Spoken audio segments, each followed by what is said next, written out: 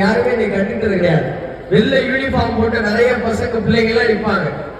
இங்க இந்த ஐஸ்கிரீம்லாம் வாங்கி சாப்பிட்டுக்கிட்டு இருப்பாங்க.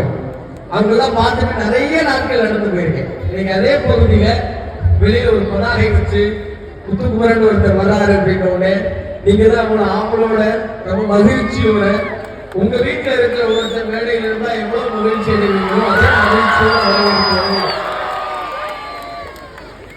இது ஒரு சீக்ரெட் தம்பி. இது என்னது?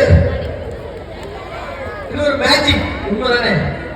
ஒரு 26 வயசு பையன் ஒரு பாரம்பரியமான பள்ளிக்கூடத்துல சீஃப் கெஸ்டா வந்து நின்று உங்க எல்லாரும் மனசுலயும் இடம் பிடிச்சு உங்க கைதெல்லாம் வாங்குறது சாத்தியமா? அவ்வளவு ஈஸி கிடையாது.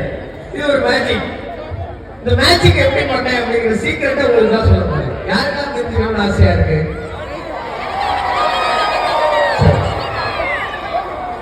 தெரிஞ்சுக்கிறது ஆர்வமா இருக்கிறதுக்கு நன்றி. ஒரு 5-10 வருஷத்துல நீங்க எல்லாரும் இந்த மேஜிக் பண்ணி இங்க நிக்கிறதுக்கான சீக்கிரட்டை நான் சொல்றதுக்கு முன்னாடி பொதுவா தமிழ்நாட்டுடைய எல்லா பகுதிகளுக்கும் போறோம்.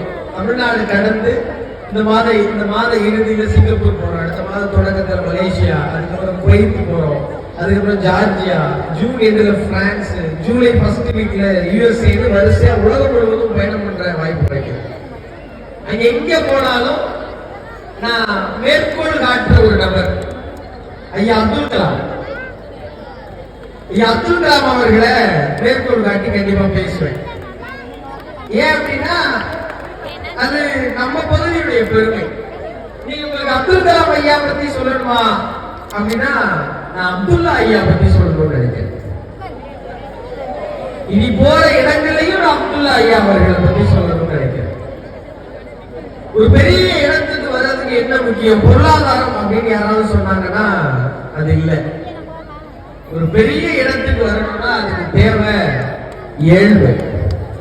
நம்மள மாதிரி சாதாரண குடும்பத்தில் பிறந்த ஒருத்தராலதான் நிச்சயமா இவ்வளவு ஒரு இடத்துக்கு வர முடியுங்கிறதுக்கான மிகப்பெரிய சான்று அப்துல்லா ஐயா அவர்களும் அவங்களுடைய மகன் அவங்களுடைய கரஸ்பாண்டன்ட் நம்ம ராஜாத்தி. நல்ல கைதுகள் தப்பேங்க. இன்னைக்கு இந்த பள்ளிக்கூடத்தில் இருந்து 5 மாணவிகள் அரசு மருத்துவக் கல்லூரியில மருத்துவத்துக்கு சேர்த்திருக்காங்கிறது நமக்கு பெரிய பெருமை, ரொம்ப பெரிய பெருமை. ஏன்னா நேற்று சென்னையில போய் பாக்குறேன். கோச்சிங் வச்சு லட்சக்கணக்கில் பீஸ் வாங்கி அவங்க படிச்சு வெளியெல்லாம் பிதுங்கி முட்டி முட்டி மோதி தலை குடைக்கிறத தவிர நீட்டு பாஸ் ஆக முடியல.